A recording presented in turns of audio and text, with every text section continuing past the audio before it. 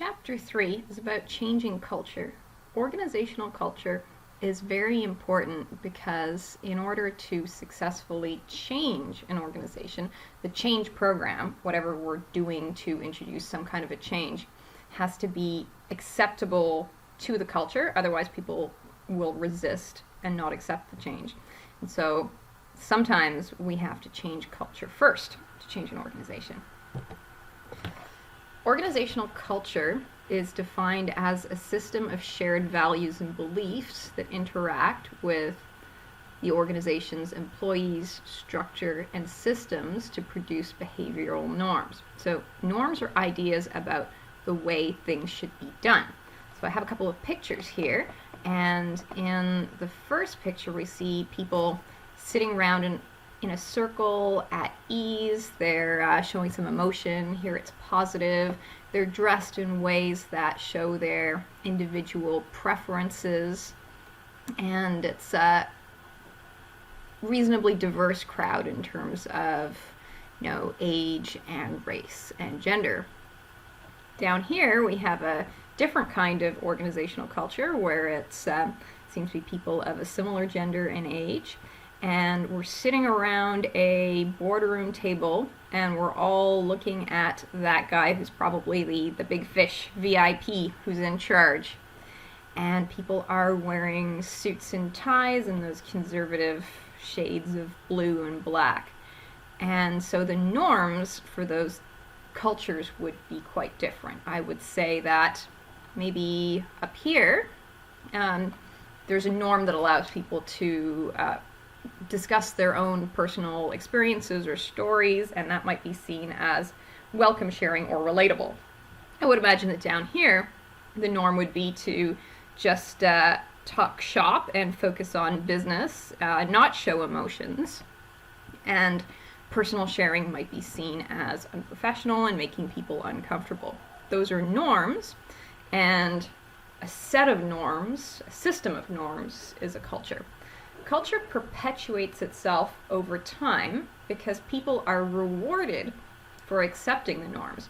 So if Susie over here is telling a story about how she achieved a goal and it made her happy and it improved her relationships, all these people are thinking, wow, that's relatable. Thanks so much, Susie, for sharing. She'll be rewarded for that, and she'll do it again, and it'll perpetuate this culture of open sharing and personal acceptance. Now, if Larry does that, and everyone gives him weird looks, and there's an uncomfortable silence, and the boss says, back to business now, then Larry will kind of cringe, realize he did something wrong, and not do it again. So you're rewarded for accepting the norms and ostracized or punished for rejecting the norms. That's what keeps the norms constant over time. So we can think of those norms as a system, they're a culture, as a glue that holds the organization together and creates its identity to its members and to the public. Culture is often key to success. So high-performing companies have strong and often unique cultures. Culture needs to be adaptive. We have to be willing to change the culture of an organization because it needs to work with the business environment. And if a culture stays the same and the world is changing outside and is no longer compatible with it, then the organization can fail. So there's a picture of the Lehman Brothers sign being taken down in probably New York. That was an investment bank, I believe. Anyway, so the culture at Lehman Brothers used to be very focused on client service and keeping a happy banking customer. Over time, they got more and more into performance, into earning big bonuses, into making a lot of money. They got into higher and higher risk activities to try to get back big returns. And then in around 2008, we had a financial crisis, and that was a really bad time to be taking risks. And they didn't make it. Their culture and what their CEO was totally focused on was not well adapted to what was going on in the world. Cultures can also clash following mergers. There was a rocky merger between Amazon and Whole Foods, where Whole Foods was a health food store in the United States where they had a big profit margin. So if you buy an organic pineapple, maybe it's $6 compared to a $2 not organic pineapple. So you can charge people a lot more money for natural health or organic foods. And that gives them a buffer to create and innovate and try different things and actually be inefficient. Compare that to Amazon, where the culture is about accuracy and efficiency and inventorying everything. When they combined, the culture clash was such that you'd have Whole Foods employees crying because they had to implement some inventorying strategy that was just totally at odds with the way they used to do things, or the way they wanted to do things, which was to allow a lot more creativity and leverage. The challenge of managers is to create a renewing system. So renewal is that idea that organizational development, organizational change should be built into culture. So we should always be changing, and we should have a culture of change. Change results in resistance, typically, so we have to be careful about how we change culture. Henry Migliore measures corporate culture according to 6 variables. Member identity is how strongly employees identify with their profession or the organization. Think of doctors. They strongly identify with their profession. They take the Hippocratic Oath. They have a medical degree. They are connected to each other through medical societies. They go to the Medical Association conference, and they are licensed with their MD. Compare that to something like being a coach or a consultant, where we don't really know what that means, and your role could sort of shift around. That's a profession that's harder to identify with. So coaching is unlicensed. There's no official coaching association. We're not even really sure what coaching is. It's a lot more fluid to say that you're a coach. You can work for an organization and have really strong commitment to it. I can be working for St. Mary's and have a lot of school spirit and loyalty, and in certain universities that'll be a very strong identification.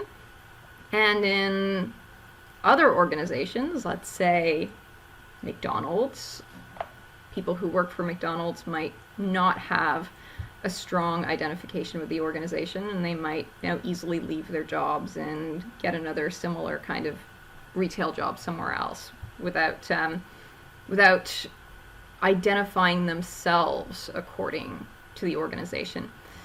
You can see how people identify with an organization if they buy clothing that has the organization's name or brand on it. So we'll see a lot of people walking around wearing their SMU sweaters or their SMU t-shirts, but you don't see people who work for McDonald's wearing McDonald's branded clothes or their uniform shirts on a regular basis or outside of the workplace. But I might wear my SMU sweater on the weekend. Team emphasis is the degree to which work is organized around teams rather than individuals. In a university department, the work is very individual. You have your classes, you have your research work, and maybe there's a few people you work with on a regular basis that are kind of like your clique. But other organizations are really team focused. So McDonald's is an example of a company, definitely at the restaurant level, where you have a much stronger team culture. So all the people who are on the floor on a given shift have to work together in a very interdependent way to serve customers. So Someone's on the cash, they're sending their orders back to the people who are making the burgers, they also have to communicate with the person who's making the fries, and they all have to keep pace, otherwise everything goes wrong. And you'll see managers on the floor constantly communicating with the team, telling them to do things differently. Okay, now you stop making fries and start serving drinks in order to fill these orders faster. That's an example of a strong team culture. People focus is the degree to which management empowers the employees within organizations. Some organizations are very into employee empowerment. Those are ones that you might see more of a team focus in. And they would want to consult their employees and listen to them and take their feedback into account and involve them in strategies. I'm thinking of I think it's a tech company in Ontario that won the American Psychological Association Healthy Workplace Award. And every year they have a competition, that's an employee fair, where employees launch their business ideas, and some of these winning submissions have actually become successful business strategies. So they're drawing on their own people to come up with new ideas. Now you could imagine another type of organization where it doesn't really matter what you think, management's going to tell you what to do, and you can like it or lump it. Autonomy refers to the degree to which departments operate in a coordinated or independent manner. The psychology department doesn't have much to do with the HR department. I just submit forms to them. The psychology department has absolutely nothing to do with the chemistry department. So overall, a university is an organization in which the departments operate in a largely independent manner. Though, of course, we do need each other sometimes, and we have to subsume what we're doing to the goals of the university as a whole. But now, compare that to a very different situation. Now consider a high-risk, high-tech company like Medtronic, which makes insulin pumps for diabetics. Those are very dangerous devices because if they dispensed the insulin incorrectly, and insulin is one of the highest risk medications out there, you could kill someone. So customer service would have to have their ear to the ground listening to customer complaints. They would have to communicate very quickly with research or development or technical support to fix those and upgrade the pump if necessary, or even perhaps work with communications or the legal department to issue a recall and communicate safety issues to all the users. So you need to have a very coordinated approach to working together. Control refers to the degree to which rules, regulations, and direct supervision are used to control employee behavior. So some companies are very top-down, and you do what leadership says, and in other companies, you have more independence. So in a university, we have something called academic freedom. So professors can make arguments and publish papers that are even upsetting to people. So you have controversial academics like Jordan Peterson.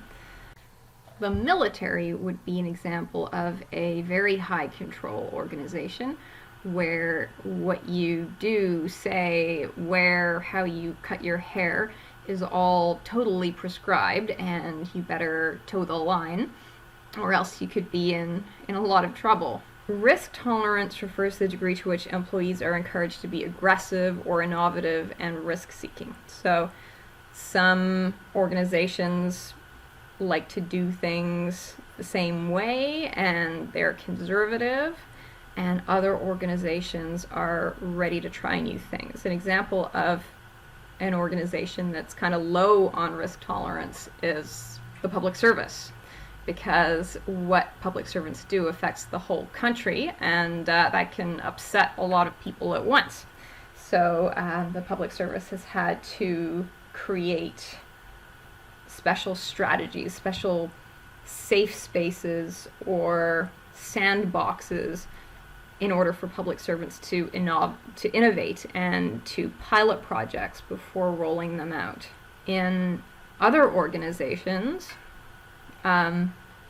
risk-taking could be encouraged. So there are certain financial organizations that will take big risks in investments, and they probably have the capital to do so. They can afford risk.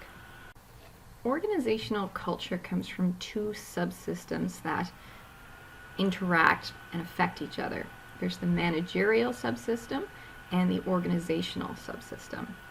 So the managerial subsystem is about the vision for the organization, for what it is and what we do and who we are, that is articulated by leadership. Leaders also set an example in what they say and do and how they treat their employees. So if there is a culture that's really focused on employee empowerment, we would see managers treating employees with respect, by asking them what they need, by including them in decision making, by asking them for their feedback, and then listening and taking it seriously and making changes in response to that feedback. Right? We see culture in leader behavior. Culture also comes to us from the organizational subsystem. So that refers to the organizational structure. So is it a really top-down hierarchical pyramid, or is it flatter and more team-focused? In a hierarchical structure, you're going to see more bureaucracy, you're going to see more signs of power, like people wearing suits or uniforms that show their rank. We see culture in organizational processes. So Fisheries and Oceans Canada tries to be a psychologically healthy workplace. And we see that in some of the things that HR does, like holding workshops for employees where they can set a vision for their department and talk about how they're going to work well together. Organizational culture also comes through in technology. Let's take a company that sells organic food.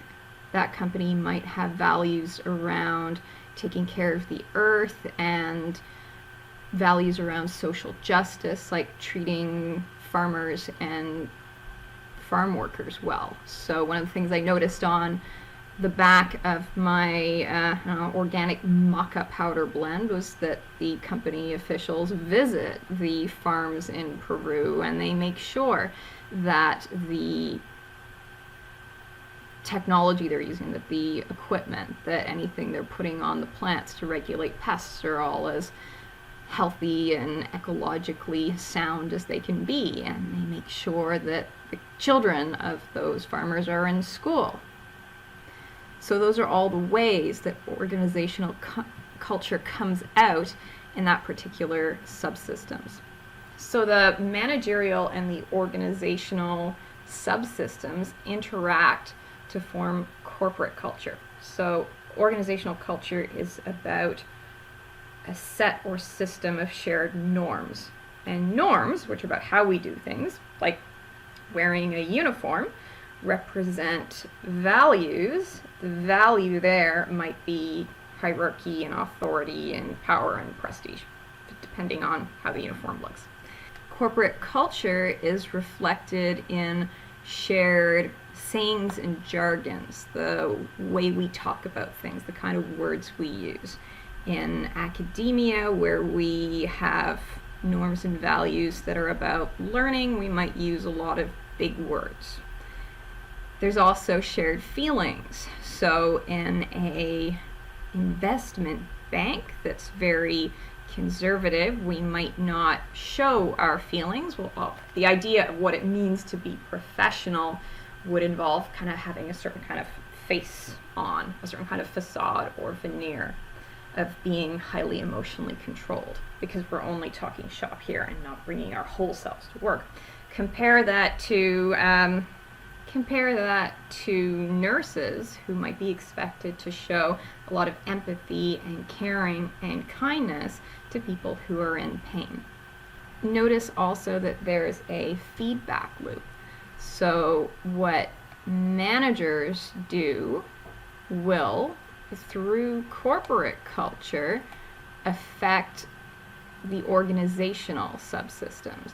So let's say that managers decide that they value efficiency.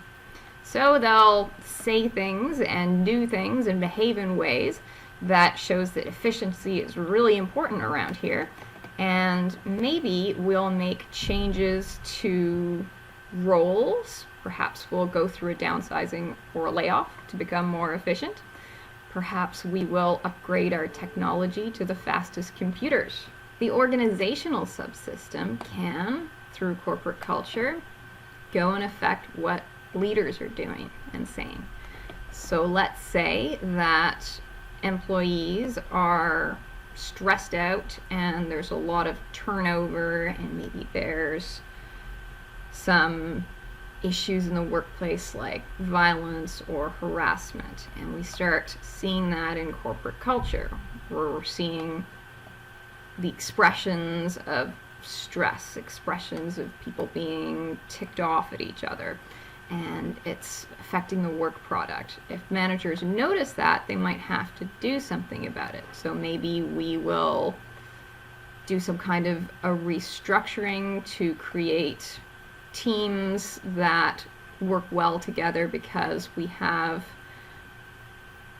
invested in training team facilitators and in learning how to manage conflict well. If leaders want to improve culture, they need to start by developing a model of what they want to see, what do we want to change the culture into. So we need to communicate that vision to the organization. We need to reward the behavior we want to see. So if people act in alignment with the values that we want them to express, there should be some way to reward them. And then we also need to expect resistance. It's probably going to take 1 to 3 years to change a corporate culture because, as we've discussed before, culture is self-perpetuating and it becomes ingrained. But it is something we can change, and often we have to. There are a number of pressure points that force leaders to change culture. They can include social factors. So inclusion and diversity are important today in a way that they certainly weren't 50 years ago. And now HR departments will hire inclusion and diversity officers, will have sensitivity training, and we'll try to make our communications sensitive to people from different groups, and we'll try to hire people from especially disadvantaged groups. That's about culture. Competition creates the pressure point for change. So the American car companies used to be doing very well, and they had a certain way of doing things. Then they got hit by the Japanese auto industry, which was really focused on quality and making really good cars, like Toyotas. And as a result of that, the American car companies were forced to become more quality conscious. Recession and deregulation are other pressure points that bring about organizational change in general. So if there's a recession, we'll often have to make a company more efficient by creating a flatter structure, by eliminating layers of bureaucracy in typically a layoff. Deregulation can make things easier or harder for companies. If we're letting go of environmental protections, then a company might expand its operations, focus more on efficiency and productivity, and not be concerned with planting trees after a clear cut and engaging in corporate communication or brand positioning that indicates concern for the environment. I think Irving's slogan might be the tree growing company, which I always find little bit ironic when I read it on the bottom of a box of Kleenex. If deregulation means opening a country to international markets, then a company might, as in a recession, be forced to become much more efficient and competitive. The tools that managers have for changing culture are information, support, and resources. Adaptive organizations provide employees with information and allow employees to gather information and communicate with each other. That's because making information available at every level increases motivation, and it permits for faster decision making. So some things we might like to see are having people meet with other departments to exchange information, or having information exchange meetings like town halls that bring together people from different departments. Open book management is ideal for those flatter structures that we're trying to create, because it teaches employees the financial and business skills that they need to support the success of the organization in their unit. That's ultimately about teaching employees to analyze and understand problems themselves, so that work teams on the front lines can make decisions without having to refer everything to the top. A change maker, a corporate entrepreneur, if you will, needs support. They need the go-ahead from higher management to be innovative, and the cooperation of peers and subordinates. We may need collaboration from other departments if a project cuts across organizational lines.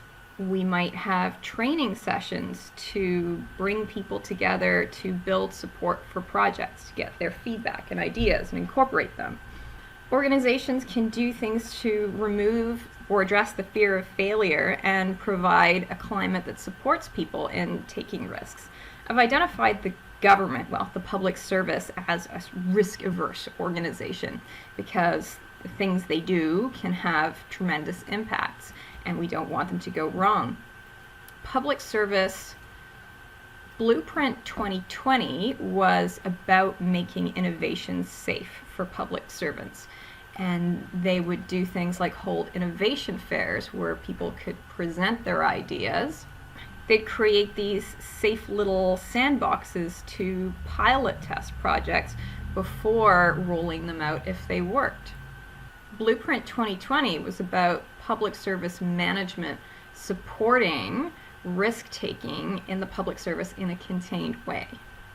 Organizations also have to provide resources for innovation. That means staff, funds, equipment, material. Venture capital and innovation banks can provide support for innovative projects.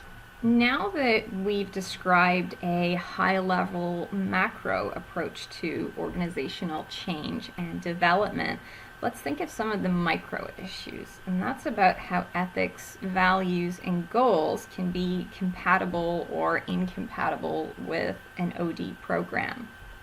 The ultimate purpose of any change program is to make the organization more effective. What does that mean? It's about whether organizational goals and objectives can be achieved. Did we reach our sales target for the year? How many patients did we treat? How many students did we graduate? It's also about how efficiently we achieve that. So how much money, how much time do we spend achieving those things? Ideally, we do it as efficiently as possible, meaning that we use the fewest amount of resources to achieve our goals and objectives. We want a lot of bang for our buck. Managerial effectiveness is about doing the right thing in order to achieve the organization's goals. And managerial efficiency is about doing that well or efficiently in a way that uses resources well, in a way that maximizes the use of our inputs and resources. Motivational climate is about the employee attitudes, about morale that influence performance. We want to see employees who are energized and motivated and contributing to the best of their ability. We don't want to see people who are in a slump, who are frustrated, who are thinking of leaving the organization, or who are embroiled in unproductive conflicts. 3 other criteria are adaptability, sense of identity, and capacity to test reality. Adaptability is about being able to react in flexible ways to changing environmental demands. That's kind of the whole point of OT. Organizations need a vision. They need a sense of identity that gives them the insight to know what its goals are and what it has to do. Google knows exactly what it's about. It's about fast, efficient searches. Bing might not get that. Capacity to test reality basically means, do you understand reality? So we can't flexibly react to environmental conditions if we can't accurately perceive what those are. We need to interpret the real properties of the environment that have relevance to the functioning of the organization. Otherwise, things might not go so well. So BlackBerry was not testing reality well when it ignored the iPhone and its apps. As OD practitioners, we want to be professional. Professionalism is about values and ethics. So what does it mean to be a professional? Being considered a professional is about internalizing the values that are pertinent to the profession, and those are different according to different professions. So an investment banker is going to have different values than a nurse at a professional level. The professor, Jordan Peterson, values freedom of speech and freedom of expression. He's allowed to say things and write things that she's probably not even supposed to be thinking. Because maybe this is a much more conservative environment where we all have to make sure that we get along. This may be a work environment that's very focused on productivity. This may be a work environment where we're focused on delivering a certain service or making a certain product. And so we need everyone to work well together in order to focus all their energy on doing that one thing efficiently. That means that we're not going to be bringing up personal things, we're not going to be bringing up political things, because that could cause conflict that would get in the way of being productive. On the other hand, debate is welcome in academia because then you can write more papers and attract more students, and that supports the university's bottom line. The values of the firefighters and the doctors in these pictures are going to be about keeping people safe. They're going to be about managing risk in a certain way, and they're going to be very focused on following proper procedures. We're going to see less creativity here. All of these professionals have expertise. They all need to be competent. They're all highly trained. They're all knowledgeable about their content areas. So Jordan Peterson knows a lot about psychology and psychological theories. This guy knows what all the different fires are, how to put them out, and how to drive that truck. And he also has to have physical capabilities that aren't required in these other professions. These doctors went to med school, and they know all about the different diseases and the different drugs that treat them, and hopefully how they interact. Though that's more what pharmacists do. And then this lady maybe went to business school and knows about management. She knows how to get along with people, how to handle conflicts. What it means to be professional for a psychologist is codified in the Canadian Psychological Association's Code of Ethics for Psychologists. And it gives us 4 principles. The first and most important is respect for people, and that's about not doing harm. It's about including people in treatment, in research, by asking them for their informed consent, by telling them what we're doing and asking them if that's okay. That's part of what it means to respect people as a psychologist. Now, if you break one of those rules and somebody complains, you can be investigated, disciplined by the professional association, And if you don't comply with the discipline, you could be kicked out of the profession. So doctors, psychologists, etc. can lose their license to practice. Now, even within that general code of ethics, values, norms, individual professionals still have some room for autonomy, right? They still have some individual right to decide how their function is to be performed. So Jordan Peterson exercises his professional judgment going into certain debates, and he will say things that other people might consider very harmful. However, he is exercising his professional judgment because he thinks, based on his own ideas and theories, that what he's doing is helping. He's deciding what that means and thinking about it before going out into the world. Professionals also have a commitment to their discipline. So doctors have a commitment to medicine. You know, they've been to med school, they've got their license, they've got their white coat. Engineers have their steel ring, and they identify with members of their profession, network with them, see them at conferences. It's basically a kind of identity. OD as a field, as a profession, comes with values. There are 5 of them. The first one is respect for people, just like the CPA Code of Ethics. And we see employees as human beings, responsible, authentic, and caring. We want to see the best in them. We want to treat them with dignity and respect and not just see them as resources that we can use and throw away, or as cogs in a wheel. We want to give them opportunities to develop their full potential and contribute to the best of their ability. That's participation. We want to engage them. We want to hear what they think of change initiatives, get their feedback, because we know that if we don't do that, well, first of all, it's not very nice, but they'll also resist the change. So the more that people who are affected by the change are involved in the decisions about the change, the more they'll want to do it, the more committed to implementing the change they'll be, and the less likely they'll resist it. We want to engage in relationships as practitioners with our clients, and we want to support relationships in the institutions that are healthy, that are characterized by trust, authenticity, openness, and being supportive. That's not every organizational culture.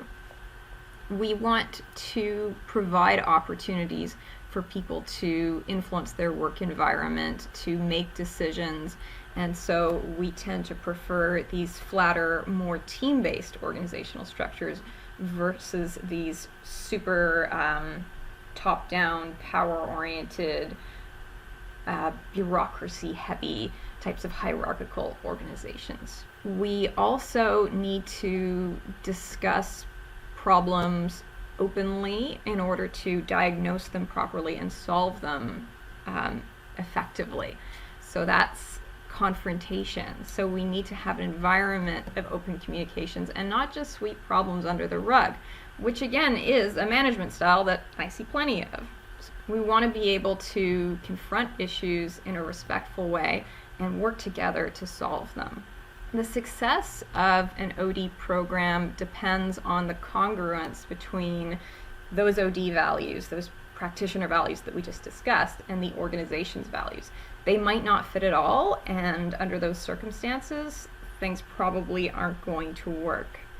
There's a key issue in the fit between the practitioner values and the client's values. That's just zooming in at the individual level. Some practitioners will only want to work with companies or organizations that share their values. However, other practitioners don't mind what they're doing as long as it's legal. I work as a consultant in the layoffs area, and because of these OD and psychology values, I like to see layoffs that are procedurally and interpersonally fair. That means we give people warning that they're about to lose their jobs so they can make plans to find other work, and we don't just kind of spring it on them.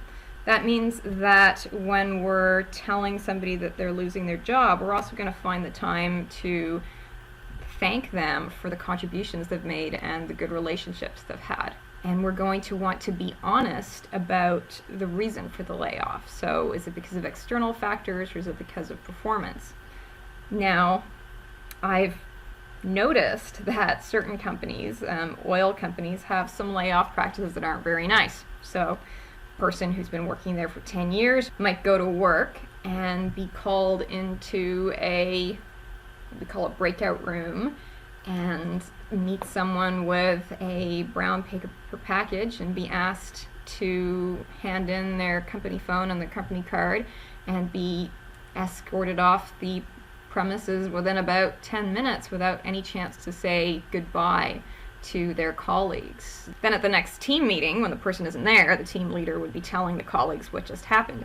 And I don't feel very good about being part of that, and I'm finding myself wondering whether I want to continue to work with those organizations, or maybe I have to give them some feedback about how they could do things a bit more respectfully. Another key issue concerns imposing change on others. Change programs are usually initiated by top leadership and then imposed on other people. We as OD practitioners have to think about how we're going to engage those people so that they can own the change and welcome it and be part of the solution instead of resisting it. The managers who are implementing organizational change programs tend to be doing so because they want to become more productive or efficient. As OD practitioners, we have to remember that human element. That's one of our values, and we also have to think about how what we're doing affects the well-being of the employees. Managers might not be thinking about that. That might not be the manager's top priority, and it can be our role to bring that into the equation. When we're implementing change, we need to be aware of power and politics in the organization. That can be difficult for an external practitioner who doesn't know the organization. And so that's why sometimes it's best for external practitioners to work with internal practitioners who can tell us about that landscape and what it means. For instance, if you're dealing with in-groups and factions and infighting and coalition politics, so that we can work with it, whereas the internal practitioners are part of that and drawn into it and may not be able to stand up to it. However, bringing in someone from outside the organization can get everyone to kind of turn around and listen and drop some of that stuff. So that brings us to the end of chapter 3. Thank you for your attention.